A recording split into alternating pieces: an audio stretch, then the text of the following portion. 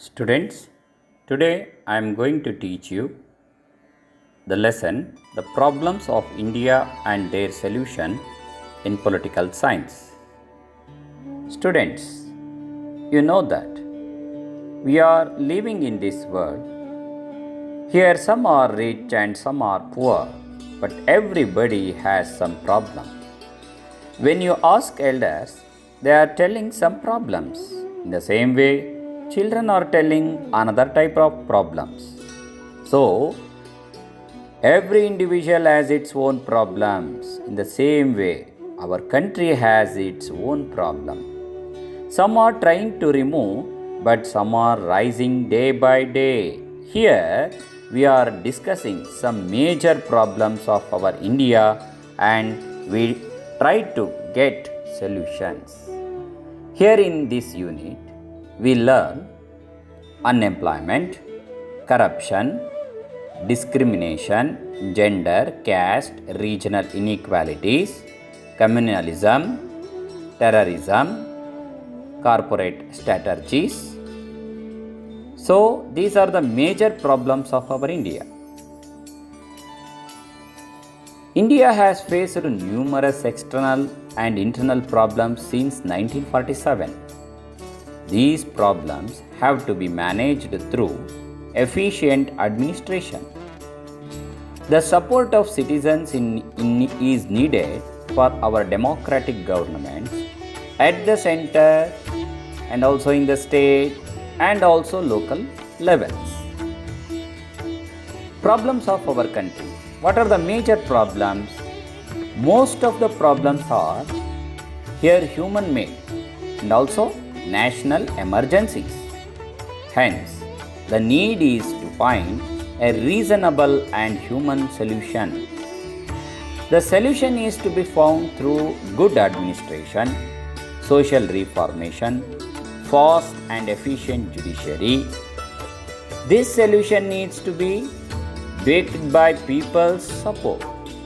Let us know more about such problems. Means, if you solve these problems, the support of people is very, very important. In the same time, good administration is also important, students. Okay, very first let us know about unemployment.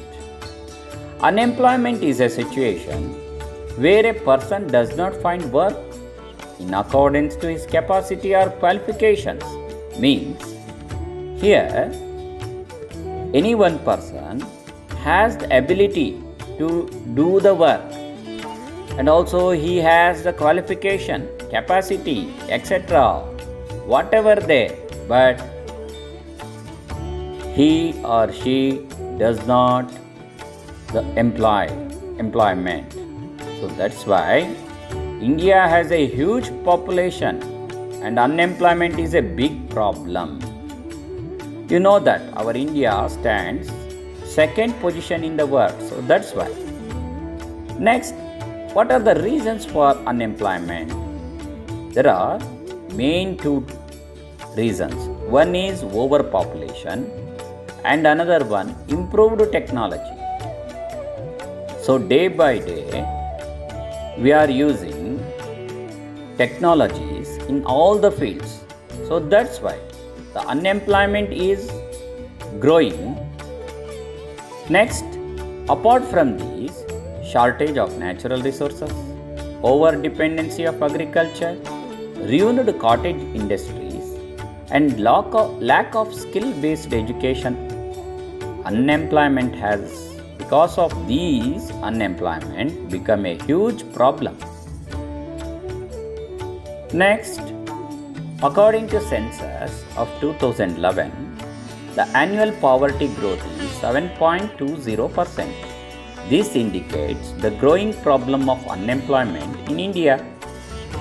In order to solve the poverty-related issues, both the central and state governments have taken various measures to generate employment for people. How to generate? So that's why steps have been taken to improve the skill level of job seekers so that they can have better access to employment, providing loans and subsidy to enable people to engage in self-employment. At present, the various programs. So here, the government provides loans. And next, in reality, what we do? So we should develop handicrafts and also products created out of self-employment are unable to compete with goods created by globalized economy, and this has further complicated the issue of unemployment. Hence, the solution is to inculcate world-class skill to our people so that they compete with globalized production. Means people should not only get qualifications, but skill-based qualification is very important at present. Okay, students. Next, apart from these, every citizen of the country should be encouraged to indulge in one or the other employment by providing job-oriented course to all is another strategy to think on. In this way, we can somehow remove unemployment. Students, next let us know about the corruption. This is another one major problem. What do you mean by corruption? Corruption means offering bribe and following any other illegal means to achieve some illegal benefits. Means corruption is another social evil in the public life of India. Now, the corruption has spread to all strata of the society, means in all the area, whether it is industries or company or in government offices or any places, we can see the corruption. So, corruption stays away from legal framework in its operation. This also can be defined as misuse of public authority for personal gains. Sweeping away all the procedures for a narrow personal gain can also be termed as corruption.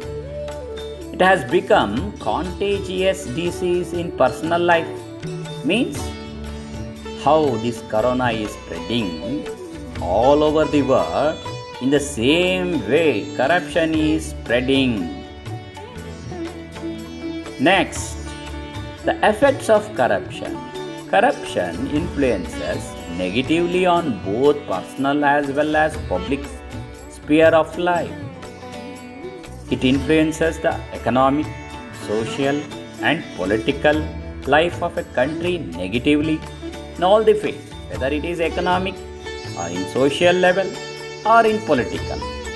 It also means an immoral thing from the political angle. Corruption of personal ethics and morality happens in the personal sphere.